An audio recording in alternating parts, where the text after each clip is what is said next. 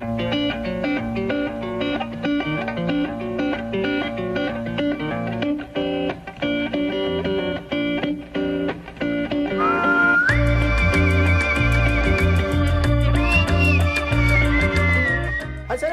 anybody seen Lowry? Has anybody seen Sam Lowry? Brazil was released in 1985 in February in the UK and later in December in the United States. Directed by Terry Gilliam, known for his movies like Fear and Loathing in Las Vegas and The 12 Monkeys. Brazil is often referred to as the second film in his trilogy of imagination movies, starting with Time Bandits and finishing with The Adventures of Baron Munchausen. Said to reflect the journey of a life through the eyes of a child, a man in his 30s and finally an elderly man. Gilliam found success as the hidden member of the Monty Python's Flying Circus, responsible for the outlandish cartoons that featured between the sketches in the show. He later co-directed Monty Python's and the Holy Grail with fellow Python Terry Jones, before making his directorial debut with the box office disappointment and cult classic Jabberwocky in 1977.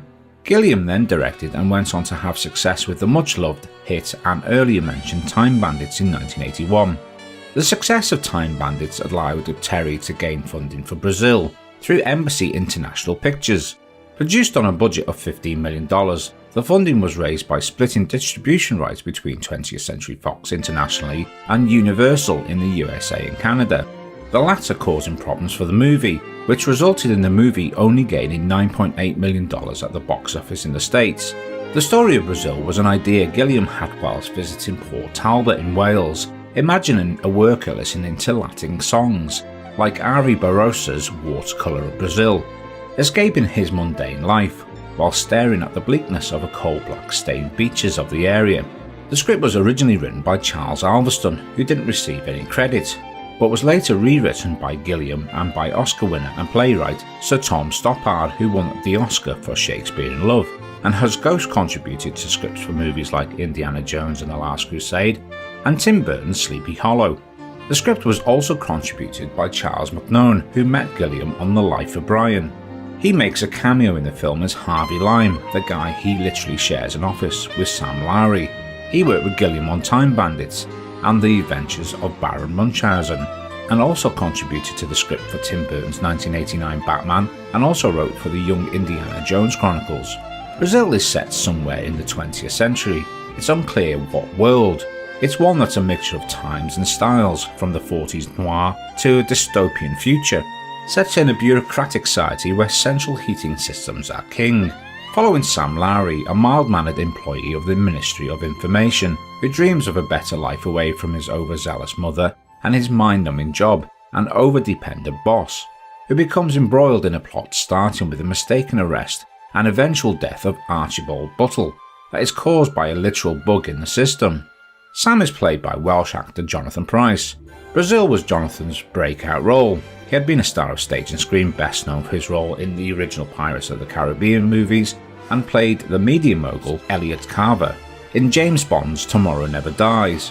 Recently he was known for his role as the High Sparrow in the mega-hit Game of Thrones. Jonathan is a master as Sam, the socially awkward dreamer. This role was especially written for him by Gilliam. Ah, you remember Alison? Evening. Alison. Sam Lowry, old friend. Alison, yes, of course. Well, you look different. Well, I'm 2 years older. And she's been to Dr. Jaffe. She doesn't like me telling people, but in fact, she's really pleased. I knew there was something different. Remember how they used to stick out? What? Oh, yes. Well, rather. Always used to wonder if they were real. What, my ears? Sorry? Dr. Jaffe pins her ears back. Yes, that's right. Always used to wonder if she wore false ears. Oh, Mr. Helpman. Sam's overbearing high society mother is played by Catherine Helmond, obsessed with plastic surgery and getting Sam to climb the corporate ladder and to settle down. In the UK, she was best known for her role in the long-running American comedies like Soap and also Who's the Boss. She worked with Gilliam on Time Bandits, and again the role was written for her in mind, as Gilliam approached Catherine whilst working on that production. Catherine unfortunately passed away earlier this year in February. Gilliam's fellow Python and UK national treasure Sir Michael Palin plays Jack Lint, Sam's old friend who now works for information retrieval. Michael has supported Gilliam on his earlier films such as 1977's Jabberwocky and helped write the script for Time Bandits. Michael has been an accomplished and award-winning travel journalist and has been a very successful actor in his own right, for films like A Fish Called Wanda, and he appeared in many of the memorable Python sketches, including the Lumberjack song. I cut down trees, I skip and jump, I like to press wildflowers. I put on women's clothing and hang around in bars. Cuts down trees, he skips and jumps, he likes to press wildflowers. He puts on women's clothing and hangs around in bars. He's a lumberjack and he's all there, he sits all night. Michael's role was considered for Robert De Niro, who plays rogue heating engineer Archibald Tuttle, the actual person that should have been arrested. When De Niro turns up in his cameo role, it's one of his best performances, and he brings a lot in his short screen time. Why? I came into this game for the action, the excitement. Go anywhere, travel light, get in, get out, wherever there's trouble, a man alone. Ian Holm plays Mr. Kurtzman, Sam's overly dependent and anxious boss at the Ministry of Information. Ian starred as Napoleon for Gilliam in Time Bandits, also starred in movies like The Fifth Element, and his standout roles are as Ash in Ridley Scott's Alien, and of course as Bilbo Baggins in Peter Jackson's Lord of the Rings saga. Kim Grice plays Jill Layton, the girl of Sam's dreams. Whilst in reality Jill is a streetwise and tougher character who's determined to get to the bottom of the false arrest and death of her neighbour. Kim has starred in 1984's Chud, and went on to star in Michael Mann's Manhunter. It's said that Gilliam wasn't happy with her performance, and a lot of her screen time hit the floor in the cutting room. Brazil is a very British movie with some notable British stars, much like The Hitchhiker's Guide to the Galaxy, whose Simon Jones makes a brief appearance, one of my favourite lines in the movie. I hereby inform you under powers entrusted to me under Section 47, Paragraph 7 of Council Order Number 438476 that Mr. Buttle, Archibald, residing at 412 North Tower, Shangri-La Towers, has been invited to assist the Ministry of Information with certain inquiries, and that he is liable to certain financial obligations as specified in Council Order RB/CZ/907/X. Sign here, please.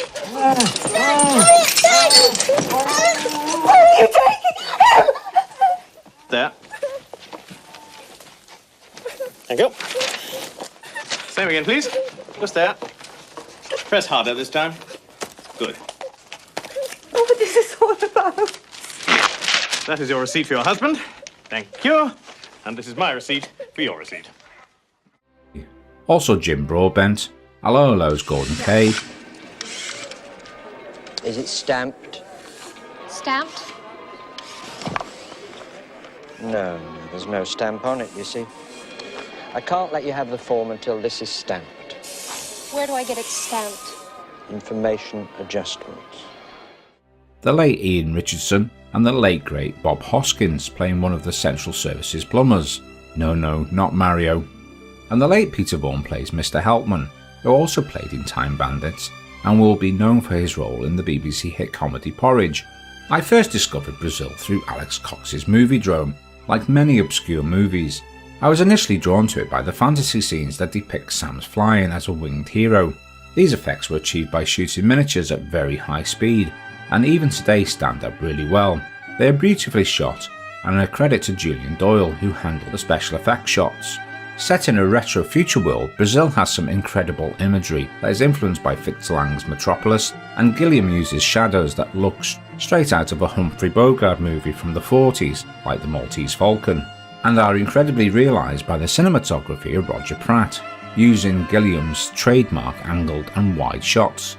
One of my favourite moments is the long pullback reveal of Sam's fate, spoilers, that was filmed in the cooling tower at Battersea Power Station. Roger later put this to good use in Tim Burton's Batman and his work on the Harry Potter movies, and the movie has been an influence on movies like Dark City and computer games like We Happy Few. The movie's beautiful and diverse score is provided by composer Michael Kamen, essentially based on the Brazil song, that was covered by Kate Bush but was never featured in the movie. Michael's work has included Highlander, Die Hard and the Lethal Weapon series, Unfortunately, Michael passed away in 2005. He left behind an incredible catalogue of work and is sadly missed in the industry.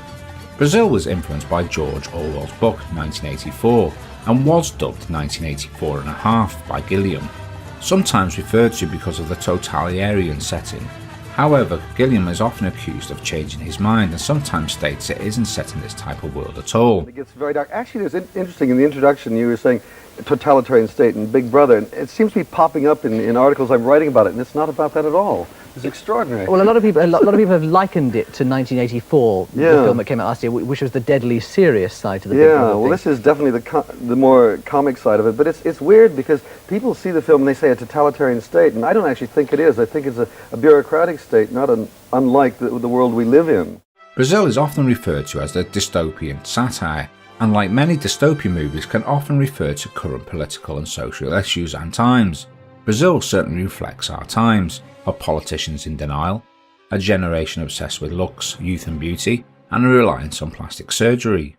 I saw the most wonderful idea for Christmas presents at the chemist. Gift tokens. Medical gift tokens. Oh, that sounds marvelous. It's good at any doctors and most of the major hospitals. It's also accepted for gynecological examinations, including cesarean section. Sorry, madam, I don't know what to say. Never really happened to us. I'm going to do something about it straight away. Really, Sam? Won't you do something about these terrorists? It's my lunch hour. Besides, it's not my department. Brazil, unfortunately, was hugely under-released due to the dispute with Universal president Sid Sheinberg. Now, as the movie comes to its close, it's revealed that Sam's adventures at some point are due to a catatonic state, and it's unclear how much of the movie is all in Sam's mind. Universal and Sheinberg were usually opposed to this downbeat ending and decided to re-edit it with the Love Conquers All version, which ultimately had a happier ending, not too unsimilar to the issues Ridley Scott had with his dystopian classic Blade Runner. Universal refused to release Brazil in the States. Gilliam secretly sold his director's version to critics and film schools, and the movie was highly praised and was nominated for a Best Picture award. This resulted in a very public battle between Gilliam and Sheinberg, with Gilliam shelling out for a full-page advert in Variety magazine asking when his movie would be released. Eventually a compromise was achieved, but it was too late for Brazil and it bombed. However, the movie is highly regarded and has a huge score on Rotten Tomatoes and IMDb. Brazil is my favourite Gilliam movie. I love the fantasy elements that are beautifully realised and the fun and oddly predicted retrofuturism of the movie. It may not be for everyone. Some may prefer Gilliam's more accessible movies like The Fisher King and Time Bandits. He is a unique director with a diverse catalogue of works. You're so pleased you could make it right this way. What are your favourite Gilliam movies or moments from Brazil? As ever, thanks for watching and please consider subscribing to my channel. You can follow me on all the usual social media outlets, and please consider subscribing to my Patreon account. This will help keep Matt's movie reviews going in the future. Once again, thanks for watching, and I'll speak to you guys soon. Thank you.